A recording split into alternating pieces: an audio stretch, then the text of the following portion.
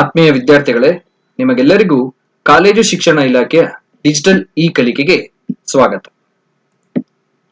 ಈ ದಿನದ ಆನ್ಲೈನ್ ತರಗತಿಯಲ್ಲಿ ಪ್ರಥಮ BCA ಕನ್ನಡ ಭಾಷೆ ಪಠ್ಯದ ಅನ್ನಯಜ್ಞ ಕವಿತೆಯ ವಿಶ್ಲೇಷಣೆಯನ್ನ ನೋಡೋಣ. ಅನ್ನಯಜ್ಞ ಈ ಕವಿತೆಯನ್ನ ಬರೆದಿರುವಂತಹ ಕವಿ ದ.ರಾ. ಬೇಂದ್ರೆ. ಇವರ ಪೂರ್ತಿ ಹೆಸರು ದತ್ತಾತ್ರೇಯ ರಾಮಚಂದ್ರ ಬೇಂದ್ರೆ. ಇವರ ಕಾವ್ಯನಾಮ ಅಂಬಿಕಾ ತನಯ ದತ್ತ. ಬೇಂದ್ರೆಯವರು ಹುಟ್ಟಿದ್ದು ಧಾರವಾಡದಲ್ಲಿ. ಇವರ ಜನನ ಜನವರಿ 31ನೇ ತಾರೀಕು 1896ರಲ್ಲಿ. ಇವರ ಮರಣ ಅಕ್ಟೋಬರ್ 26ನೇ ತಾರೀಕು 1981ರಲ್ಲಿ ಬೇಂದ್ರೆಯವರು ನಿಧನರಾದರು. ಬೇಂದ್ರೆಯವರು ಅಪಾರವಾದಂತ ಸಾಹಿತ್ಯ ಕೃಷಿಯನ್ನು ಮಾಡಿದ್ದಾರೆ. ಬೇಂದ್ರೆಯವರ ಹೆಸರಲ್ಲಿ ಸುಮಾರು 30 ಕವನ ಸಂಕಲನಗಳು ಪ್ರಕಟ ಆಗಿದ್ದಾವೆ. ಬೇಂದ್ರೆಯವರ ಪ್ರಕಟಿತ ಕವನಗಳ ಸಂಖ್ಯೆ 1427. ಬೇಂದ್ರೆಯವರ ಹೆಸರಲ್ಲಿ ಪ್ರಕಟವಾಗಿರುವಂತಹ ಕವನಗಳ ಸಂಖ್ಯೆ 1427 ಅನ್ನೋ ಮಾಹಿತಿನೂ ಕೂಡ ಇದೆ.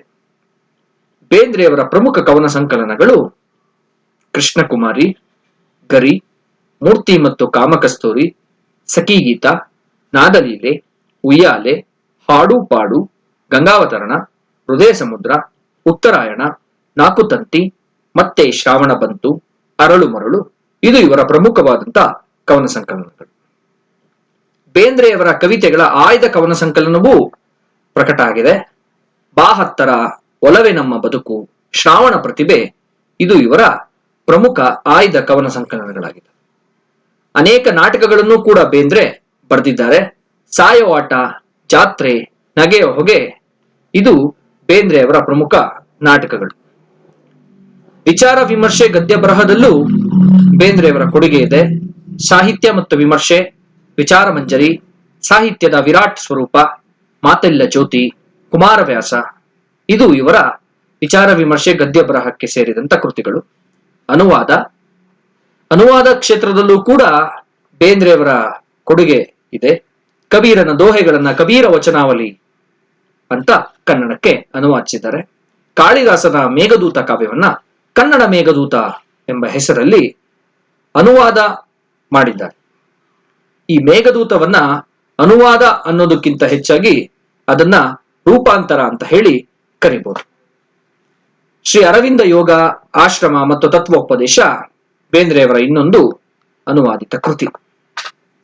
ಬೇಂದ್ರೆಗೆ ಅನೇಕ ಪ್ರಶಸ್ತಿ, ಗೌರವ, ಪುರಸ್ಕಾರಗಳು ಕೂಡ ಲಭಿಸಿದೆ. ಇವರು ಶಿವಮೊಗ್ಗದಲ್ಲಿ 1943ರಲ್ಲಿ ನಡೆದ ಅಖಿಲ ಭಾರತ 27ನೇ ಕನ್ನಡ ಸಾಹಿತ್ಯ ಸಮ್ಮೇಳನದ ಅಧ್ಯಕ್ಷತೆಯನ್ನ ವಹಿಸಿಕೊಂಡಿದ್ರು. ಇವರ ಅರಳು ಮರಳು ಕವನ ಸಂಗ್ರಹಕ್ಕೆ 1958ರ ಕೇಂದ್ರ ಸಾಹಿತ್ಯ ಅಕಾಡೆಮಿ ಪ್ರಶಸ್ತಿ ಕೂಡ ಲಭಿಸಿದೆ. 1966ರಲ್ಲಿ ಮೈಸೂರು ವಿಶ್ವವಿದ್ಯಾಲಯದಿಂದ ಬೇಂದ್ರೆಯವರಿಗೆ ಗೌರವ ಡಾಕ್ಟರೇಟ್ ಪದವಿಯು ಕೂಡ ಲಭಿಸಿದೆ. 1968ರಲ್ಲಿ ಕೇಂದ್ರ ಸರ್ಕಾರ ಇವರಿಗೆ ಪದ್ಮಶ್ರೀ ಪ್ರಶಸ್ತಿಯನ್ನ, ಕರ್ನಾಟಕ ವಿಶ್ವವಿದ್ಯಾಲಯದಿಂದ ಇವರಿಗೆ ಗೌರವ ಡಾಕ್ಟರೇಟ್ ಪದವಿಯನ್ನ ಪ್ರದಾನ ಮಾಡಲಾಯಿತು. 1973ರಲ್ಲಿ ಇವರ ನಾಕುತಂತಿ ಕವನ ಸಂಗ್ರಹಕ್ಕೆ ಜ್ಞಾನಪೀಠ ಪ್ರಶಸ್ತಿ ಲಭಿಸಿದೆ. ಜ್ಞಾನಪೀಠ ಪ್ರಶಸ್ತಿ ಪುರಸ್ಕೃತರಲ್ಲಿ ಬೇಂದ್ರೆಯವರು ಎರಡನೆಯವರು.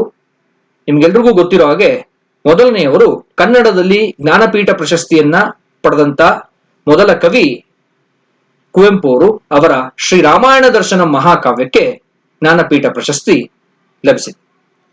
1977ರಲ್ಲಿ ಕನ್ನಡ ಸಾಹಿತ್ಯ ಪರಿಷತ್ತು ತನ್ನ ವಜ್ರ ಮಹೋತ್ಸವದ ಸಂದರ್ಭದಲ್ಲಿ ಬೇಂದ್ರೆಯವರನ್ನ ಸನ್ಮಾನಿಸಿತು. ಆ ಸಂದರ್ಭದಲ್ಲಿ ಇಳಿದು ಬಾ ತಾಯಿ ಅನ್ನೋ ಅಭಿನಂದನಾ ಗ್ರಂಥ ಬೇಂದ್ರೆಯವರಿಗೆ ಅರ್ಪಿಸಲಾಯಿತು. ಅನ್ನಯಜ್ಞ ಕವಿತೆ ದ.ರಾ. ಬೇಂದ್ರೆಯವರ ಗಂಗಾವತರಣ ಕವನ ಸಂಕಲನದಲ್ಲಿದೆ. ಈ ಕವಿತೆಯ ಆಶಯವನ್ನ ತಿಳಿಸೋಕ್ಕಿಂತ ಮುಂಚೆ ಈ ಕವಿತೆನ ಬರೆದಿದ್ದು ಬೇಂದ್ರೆಯವರು 1944ರಲ್ಲಿ ಈ ಕವಿತೆಯನ್ನ ಬರೆದ್ರು ಅನ್ನೋ ಮಾಹಿತಿ ಇದೆ.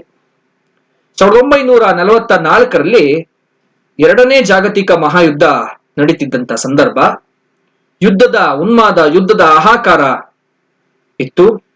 ಹಸಿವು, ಬಡವರ ಹಸಿವಿನ ತೀವ್ರತೆ ಮತ್ತೆ ಶೋಷಿತರ ನೊಂದವರ ಹಸಿವಿನ ಸಮಸ್ಯೆ ಮುಂಚೂಣಿಗೆ ಬರೋದಕ್ಕೆ ಪ್ರಾರಂಭ ಆಯಿತು. ಭಾರತಕ್ಕೆ ಇನ್ನೂ ಆಗ ಸ್ವಾತಂತ್ರ್ಯ ಲಭಿಸಿರಲಿಲ್ಲ. ಇಂಥ ಒಂದು ಸಂದರ್ಭದಲ್ಲಿ, ಇಂಥ ಒಂದು ಪರಿಸ್ಥಿತಿನಲ್ಲಿ ರಚಿತವಾದಂತ ಒಂದು ಕವಿತೆ ಇದು.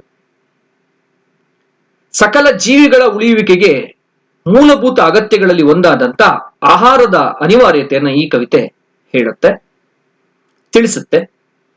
ಹಸಿವಿನ ತೀವ್ರತೆಯನ್ನ ನೀಗಿಸಲು ಮನುಕುಲ ನಿರಂತರವಾದಂತ ಸಂಘರ್ಷವನ್ನ ಮಾಡ್ತಾ ಇದೆ ಅನ್ನೋದನ್ನ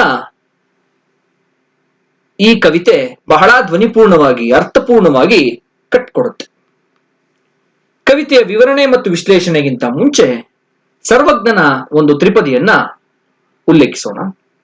ಅನ್ನ ದೇವರ ಮುಂದೆ ಇನ್ನು ದೇವರುಂಟೆ, ಅನ್ನವಿರುವನಕ ಪ್ರಾಣವು, ಜಗದೊಳಗನ್ನವೇ ದೈವ ಸರ್ವಜ್ಞ.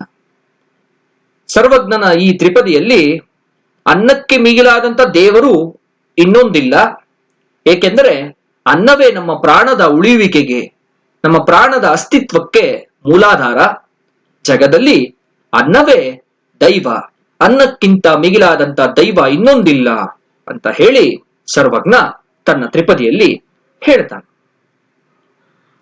ಪ್ರಧಾನವಾಗಿ ನಾವು ಈ ಕವಿತೆಯಲ್ಲಿ ಗುರುತಿಸುವಂತ ವಿಚಾರ ಹಸಿವು.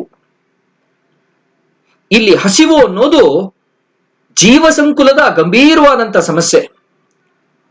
ಅದರಲ್ಲೂ ಮನುಕುಲ ಈ ಹಸಿವನ್ನ, ಇಲ್ಲಿ ಹಸಿವು ಅಂದ್ರೆ ಹೊಟ್ಟೆ ಹಸಿವಾಗಿರ್ಬೋದು, ದೇಹದ ಹಸಿವಾಗಿರ್ಬೋದು, ಜ್ಞಾನದ ಹಸಿವಾಗಿರ್ಬೋದು, ಈ ರೀತಿಯ ಹಸಿವಿನ ಸ್ವರೂಪಗಳು ಬೇರೆ ಬೇರೆ ಇದೆ. ಈ ಹಸಿವನ್ನ ನೀಗಿಸೋದಿಕ್ಕೆ ನಿರಂತರವಾದಂತ ಸಂಘರ್ಷವನ್ನ ಮನುಕುಲ ಅನಾದಿ ಕಾಲದಿಂದಲೂ ತನ್ನ ನಾಗರಿಕತೆಯ ವಿಕಾಸನದಲ್ಲೂ ಇದನ್ನ ಮಾಡ್ತಾ ಬರ್ತಾ ಇದೆ. ಇತ್ತೀಚಿನ ಅಂಕಿಅಂಶಗಳ ಪ್ರಕಾರ ಪತ್ರಿಕಾ ವರದಿಯಂತೆ ಅಕ್ಟೋಬರ್ 17, 2020ರಲ್ಲಿ ಭಾರತ ಜಾಗತಿಕ ಹಸಿವಿನ ಸೂಚ್ಯಂಕದಲ್ಲಿ 94ನೇ ಸ್ಥಾನದಲ್ಲಿದೆ. ನಮ್ಮ ದೇಶದಲ್ಲಿ 37.4% ಮಕ್ಕಳು ಅಪೌಷ್ಟಿಕತೆಯಿಂದ ಬಳಲ್ತಾ ಇದ್ದಾರೆ. ಇದರಿಂದ ಕುಂಠಿತ ಬೆಳವಣಿಗೆಗೆ ಗುರಿಯಾಗಿದ್ದಾರೆ. ಇದು ನಾವೆಲ್ಲರೂ ಬಹಳ ಗಂಭೀರವಾಗಿ ಯೋಚಿಸಬೇಕಾಗಿರುವಂತ ಜ್ವಲಂತ ಸಮಸ್ಯೆ. ಕವಿ ಬೇಂದ್ರೆಯವರ ಸೃಜನಶೀಲತೆಯಲ್ಲಿ ಈ ಅನ್ನಕ್ಕೆ ಬಹುಮುಖ್ಯವಾದಂತ ಸ್ಥಾನ ಇದೆ. ಅನ್ನವನ್ನು ಕುರಿತಂತೆ ಅವರು ಅನೇಕ ಕವಿತೆಗಳನ್ನು ರಚಿಸಿದ್ದಾರೆ. ಅನಾವತಾರ, ತುತ್ತಿನ ಚೀಲ, ಯಜ್ಞ, ಅನ್ನ ಬೇಕು, ಅನ್ನ ಬಕಾಸುರ ರಾಜ್ಯದಲ್ಲಿ, ಅನ್ನ ಯಜ್ಞ, ಈ ತರದ ಅನೇಕ ಕವಿತೆಗಳು ಇದಕ್ಕೆ ಸಾಕ್ಷಿಯಾಗಿದೆ. ಪ್ರಸ್ತುತ ಈ ಅನ್ನ ಯಜ್ಞ ಕವಿತೆಯಲ್ಲಿ ಅನ್ನವು ಸ್ವಾಧೀನವಾಗಿ ಸಕಲ ಜೀವಿಗಳಿಗೂ ಲಭಿಸಬೇಕು ಅನ್ನೋದು ಕವಿಯ ಉನ್ನತವಾದಂತ ಆದರ್ಶ. ಅನ್ನ ಎಲ್ಲರಿಗೂ ದಕ್ಕಬೇಕು. ಅನ್ನ ದಕ್ಕದಿದ್ದಾಗ ಆಗುವಂತ ಅನಾಹುತ, ಕೋಲಾಹಲ, ಅವಾಂತರಗಳನ್ನ ಈ ಕವಿತೆ ವಿವರಿಸ್ತಾ ಹೋಗುತ್ತೆ. ಕವಿತೆ ಪ್ರಾರಂಭ ಆಗೋದೇ ಹೀಗೆ: ಕೂಸುಗಳಿಗೆ ಹಾಲು ಇಲ್ಲ, ಪಶುಬಲಿಯೇ ನಡೆದಿದೆ, ಕಾಳು ಇದೆ ಕೂಳು ಇಲ್ಲ, ಹಣದ ಹುಚ್ಚು ಹಿಡಿದಿದೆ. ಹಣದ ಹುಚ್ಚಿನಲ್ಲಿ ಉನ್ಮತ್ತವಾಗಿರುವಂತ ಈ ಜಗತ್ತಲ್ಲಿ ಚಿನ್ನಕ್ಕಿಂತಲೂ ಮಿಗಿಲಾದದ್ದು ಅನ್ನ. ಆದ್ರೆ ಈ ಅನ್ನ ಇನ್ನು ಬದುಕಿ ಬಾಳಬೇಕಾದಂತ ಎಳೆಗೂಸುಗಳಿಗೂ ಸಿಗ್ತಾ ಇಲ್ಲ. ಆ ರೀತಿ ದಕ್ಕದೇ ಇರುವಂತ ದಾರುಣ ಅಭಾವವನ್ನ ಈ ಸಾಲುಗಳು ತಿಳಿಸುತ್ತವೆ. ಕವಿತೆ ಹೀಗೆ ಮುಂದುವರಿಯುತ್ತಾ, ಸಾಕು ಎಂಬುವಂತೆ ನೀಡು, ಬೇಕು ಎಂಬ ಹೊತ್ತಿಗೆ, ಬೆಣ್ಣೆ ಎಣ್ಣೆ ಎರೆಯ ಬನ್ನಿ, ಹಸಿದ ಹೊಟ್ಟೆ ನೆತ್ತಿಗೆ. ಇದು ಮನುಷ್ಯನ ನೆಮ್ಮದಿಯ ಬದುಕಿನ ಅರ್ಥಪೂರ್ಣ ಅವಸ್ಥೆ. ಈ ಎರಡು ಸಾಲುಗಳನ್ನ ಕವಿ ಮನುಷ್ಯನ ನೆಮ್ಮದಿಗೆ, ಮನುಷ್ಯನ ಬದುಕಿನ ಅರ್ಥಪೂರ್ಣ ಅವಸ್ಥೆಗೆ ಈ ಸಾಲುಗಳನ್ನ ಬರೆದಿದ್ದಾರೇನೋ ಅಂತ ಅನ್ಸುತ್ತೆ. ಆದ್ರೆ ಕವಿತೆ ಹೀಗೆ ಮುಂದುವರಿಯುತ್ತಾ, ಅನ್ನಕ್ಕೂ ಪ್ರಾಣಕ್ಕೂ ಇರುವಂತ ಜೀವಕೊರಳ ನಿಕಟ ಸಂಬಂಧ, ಇದನ್ನ ಅರ್ತಿರುವಂತ ಮನುಷ್ಯರೇ. ಅನ್ನಕ್ಕೂ ಪ್ರಾಣಕ್ಕೂ ಜೀವಕೊರಳ ನಿಕಟ ಸಂಬಂಧ ಇದೆ ಅಂತ ಹೇಳಿದೆ. ಪ್ರಾಣ ಉಳಿಬೇಕಾದ್ರೆ ಅನ್ನ ಬೇಕೇ ಬೇಕು. ಪ್ರಾಣದ ಅಸ್ತಿತ್ವಕ್ಕೆ ಅನ್ನವೇ ಮೂಲಾಧಾರವಾಗಿದೆ. ಆದ್ರೆ ಇದನ್ನ ತಿಳ್ಕೊಂಡಿರುವಂತ ಮನುಷ್ಯನೇ ದುರಾಸೆಯಿಂದ ಬಡವರನ್ನ, ಅಸಹಾಯಕರನ್ನ ಶೋಷಿಸುವಂತ ದೌರ್ಜನ್ಯದ ಮಾರ್ಗವನ್ನ ಹಿಡಿದಿರೋದು ದುರಂತ. ಅದನ್ನ ಮುಂದಿನ ಸಾಲುಗಳು ತಿಳಿಸ್ತಾ ಹೋಗ್ತವೆ. ಬರುವ ಸಾವ ನೆನೆದು ಕೆಲವು ತಿನ್ನುತ್ತಿಹವು ಹೆಚ್ಚಿಗೆ, ಕಾಳು ಸಾಲದೀಗ ಜನರ ಇರುವ ಹೊಟ್ಟೆ ಕಿಚ್ಚಿಗೆ. ಇಲ್ಲಿ ಹೊಟ್ಟೆ ಕಿಚ್ಚು ಅನ್ನೋದು ಅಸೂಯೆ ಅಂತನಾದ್ರೂ ಆಗುತ್ತೆ, ಹೊಟ್ಟೆ ಕಿಚ್ಚು ಅನ್ನೋದು ಹಸಿವಿನ ತೀವ್ರತೆ, ಹಸಿವಿನ ಬೆಂಕಿ ಅಂತನಾದ್ರೂ ನಾವು ವಿಶ್ಲೇಷಣೆ ಮಾಡ್ಕೋಬಹುದು. ಕವಿತೆ ಮುಂದುವರಿತಾನೆ ಹಸಿವನ್ನ ಹೊಟ್ಟೆಯಲ್ಲಿ ಹುಟ್ಟಿದಂತ ಪಿಶಾಚಿ ಅಂತನೂ ಕೂಡ ಕವಿ ಕರೆದಿದ್ದಾರೆ. ಈ ಕವಿತೆ ಮುಂದುವರೆದಂತೆ ಸಮಾಜದ ಭೀಕರ ಚಿತ್ರಣ ಕಣ್ಮುಂದೆ ಬರುತ್ತೆ. ಏಕೆಂದ್ರೆ ಇಂದು ಅನ್ನ ಬೆಳೆಯುವಂತ ಕಣ ರಣರಂಗ ಆಗಿದೆ, ಹೊಲ ಗದ್ದೆಗಳೇ ಇವತ್ತು ರಣರಂಗ ಆಗಿದೆ. ಜನಗಳು ಹೆಣಗಳಾಗಿ ಸಾಯ್ತಾ ಇದ್ದಾರೆ. ಕಾಯುವಂತ ಕೈಗಳನ್ನೇ ಕೊಲ್ಲುತ್ತಿರುವಂತ, ನಮ್ಮನ್ನ ಕಾಯುವಂತ ಕೈಗಳನ್ನೇ ಕೊಲ್ಲುವಂತ ಒಂದು ಪರಿಸ್ಥಿತಿ ನಿರ್ಮಾಣ ಆಗಿದೆ. ನಮಗೆ ಅನ್ನ ಕೊಡುವಂತ ರೈತನೇ ಇಂದು ಜೀವನದಲ್ಲಿ, ಬದುಕಿನಲ್ಲಿ ಭರವಸೆಯನ್ನೇ ಕಳ್ಕೊಂಡು ಆತ್ಮಹತ್ಯೆಯನ್ನ ಮಾಡ್ಕೊಳ್ಳುವಂತ ದಾರುಣ ಅಂತ್ಯವನ್ನ ಕಾಣುವಂತ ಪರಿಸ್ಥಿತಿ ನಿರ್ಮಾಣ ಆಗಿದೆ. ಈ ರೀತಿ ರೈತರ ಮರಣಕ್ಕೆ ನಾವು ಕೂಡ ಮರಣದತ್ತ ತಳ್ಳುತ್ತಿರುವಂತ ಇಂಥ ದಾರುಣ ಪರಿಸ್ಥಿತಿಗೆ ನಾವು ಕೂಡ ಕಾರಣ ಆಗಿದೀವೇನೋ ಅನ್ನೋ ಒಂದು ಪಾಪ ಪ್ರಜ್ಞೆಯನ್ನ ಈ ಕವಿತೆಯ ಸಾಲುಗಳು ತಿಳಿಸ್ತವೆ. ಒಟ್ನಲ್ಲಿ ಹಸಿವಿನ ತೀವ್ರತೆಯನ್ನ ನೀಗಿಸುವ ಜೀವಿಗಳ ಈ ನಿರಂತರವಾದಂತಹ ಹೋರಾಟದಲ್ಲಿ ಕಣ್ಣೀರಿನ ಕಡಲ ನಡುವೆ ತೇಲುತ್ತಿರುವ ನೆಲಗಳು, ತಾಯಿಯ ಹಾಲು ಕುದಿಯುತ್ತ ಇಡೀ ಭೂಮಿ ಕಣ್ಣೀರಿನ ಕಡಲ ನಡುವೆ ತೇಲ್ತಾ ಇದೆ. ಇಲ್ಲಿ ನೋವಿದೆ, ಸಂಕಟ ಇದೆ, ಅಳಲಿದೆ, ದುಃಖ ಇದೆ, ದುಮ್ಮಾನ ಇದೆ. ಕಣ್ಣೀರಿನ ಕಡಲು ಎಲ್ಲ ಕಡೆ ಈ ಭೂಮಿ ಮೇಲೆ ಇದೆ. ತಾಯಿಯ ಹಾಲು ಕುದಿಯುತ್ತ, ತಾಯಿಯ ಹಾಲೆ ಕುದಿತಾ ಇದೆ. ತಾಯಿಯ ಹಾಲು ಕುದ್ದು ಅದು ಕೆಂಪಾಗಿದೆ. ಬಸವಣ್ಣನ ಒಂದು ವಚನವನ್ನ ಇಲ್ಲಿ ಉಲ್ಲೇಖಿಸಬಹುದು. ಒಲೆ ಹತ್ತಿ ಉರಿದರೆ ನಿಲ್ಲಬಹುದಲ್ಲದೆ ದರೆ ಹತ್ತಿ ಉರಿದರೆ ನಿಲ್ಲಲಾಗದು. ಏರಿ ನೀರುಂಬಡೆ ನಾರಿ ತನ್ನ ಮನೆಯಲ್ಲಿ ಕಡುವಡೆ, ತಾಯ ಮೊಲೆ ಹಾಲು ನಂಜಾಗಿ ಕೊಲುವೆಡೆ, ಇನ್ನಾರಿಗೆ ದೂರುವೆ ಕೂಡಲ ಸಂಗಮ ದೇವ ಅಂತ ಬಸವಣ್ಣ ತನ್ನ ವಚನದಲ್ಲಿ ಹೇಳ್ತಾನೆ. ತಾಯ ಹಾಲೆ ಕುದಿತಿರುವಂತ ಒಂದು ಸಂದರ್ಭ ಅಂದ್ರೆ ನಮ್ಮನ್ನ ಕಾಪಾಡಬೇಕಾಗಿ ತಾಯ ಹಾಲು ಪ್ರತಿಯೊಂದು ಜೀವಿಗೂ ಜೀವ ಸಂಜೀವಿನಿ ಇದ್ದಾಗೆ, ಪ್ರತಿಯೊಂದು ಮಗುವಿಗೂ ಅದು ಸಂಜೀವಿನಿ ಅಮೃತದಂತೆ. ಆದ್ರೆ ತಾಯ ಹಾಲೆ ನಂಜಾಗಿ ವಿಷವಾಗಿ ಕೊಲ್ಲುತ್ತಿರುವಂತ ಪರಿಸ್ಥಿತಿ ನಿರ್ಮಾಣ ಆಗಿದ್ದಾಗ ಇನ್ಯಾರಿಗೆ ದೂರು ನೀಡಲಿ ಅಂತ ಬಸವಣ್ಣ ಹೇಳ್ತಾನೆ. ಇಲ್ಲಿ ಕವಿಯೂ ಕೂಡ ಹಾಗೆ, ತಾಯ ಹಾಲು ಕುದಿಯುತ್ತಾ ಕೆಂಪಾಗಿದೆ ಈ ಭೂಮಿಯಲ್ಲಿ.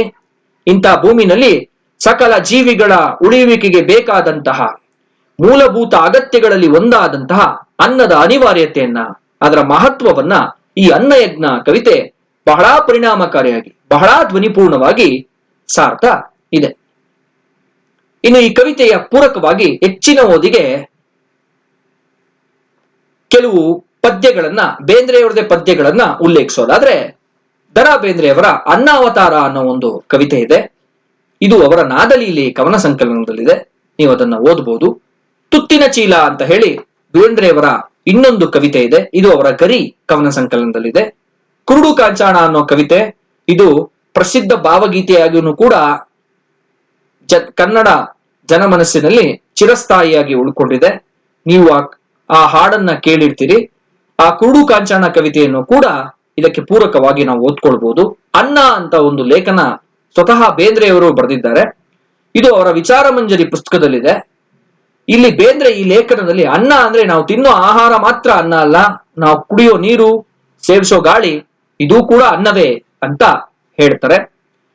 ಈ ಲೇಖನ ಬೆಂಗಳೂರು ವಿಶ್ವವಿದ್ಯಾಲಯದಲ್ಲಿ ಪದವಿ ಹಂತದ ವಿದ್ಯಾರ್ಥಿಗಳಿಗೆ ವಿಚಾರ ಸಾಹಿತ್ಯ ಸಂಪುಟ 2 ಪುಸ್ತಕದಲ್ಲಿ ಇದು ಪಠ್ಯವಾಗಿದೆ.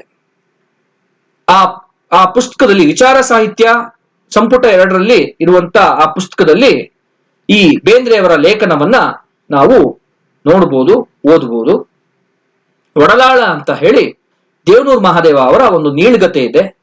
ಒಡಲಾಳ ದೇವನೂರು ಮಹಾದೇವ ಅವರ ಅದ್ಭುತವಾದಂತ ಒಂದು ಕಲಾ ಸೃಷ್ಟಿ. ಇಲ್ಲಿ ದಲಿತರ ಒಡಲಿನ ಆಳವನ್ನ, ದಲಿತರ ಒಡಲಿನ ಆಳದಲ್ಲಿರುವಂತಹ ಹಸಿವನ್ನ, ನೋವನ್ನ, ಸಂಕಟವನ್ನ, ಅವರ ಸೃಜನಶೀಲತೆಯನ್ನ ದೇವನೂರು ಮಹಾದೇವ ತನ್ನದೇ ಸಮುದಾಯದ ಭಾಷೆಯ ಮೂಲಕ, ತನ್ನದೇ ಆದಂತ ವಿಶಿಷ್ಟವಾದಂತ ಕಲಾತ್ಮಕತೆಯ ಮೂಲಕ, ತನ್ನದೇ ಆದಂತ ಅಸ್ಮಿತೆಯ ಮೂಲಕ ಕಟ್ಕೊಡುವಂತ ಪ್ರಯತ್ನವನ್ನ ಮಾಡ್ತಾರೆ. ಆ ಕೃತಿಯನ್ನ ಓದಬಹುದು. ಒಡಲ ಬೆಂಕಿ ಕನ್ನಡ ಕವಿಗಳು ಕಂಡಂತೆ ಹಸಿವು, ಇದರ ಸಂಪಾದಕರು ವಿಠ್ಠಲ ಭಂಡಾರಿ. ಈ ಕೃತಿಯನ್ನು ಕೂಡ ನಾವು ಬೇಂದ್ರೆಯವರ ಈ ಅನ್ನಯಜ್ಞ ಕವಿತೆಗೆ ಪೂರಕವಾಗಿ ಓದ್ಕೊಳ್ಬಹುದು. ಎಲ್ಲರಿಗೂ ನಮಸ್ಕಾರಗಳು.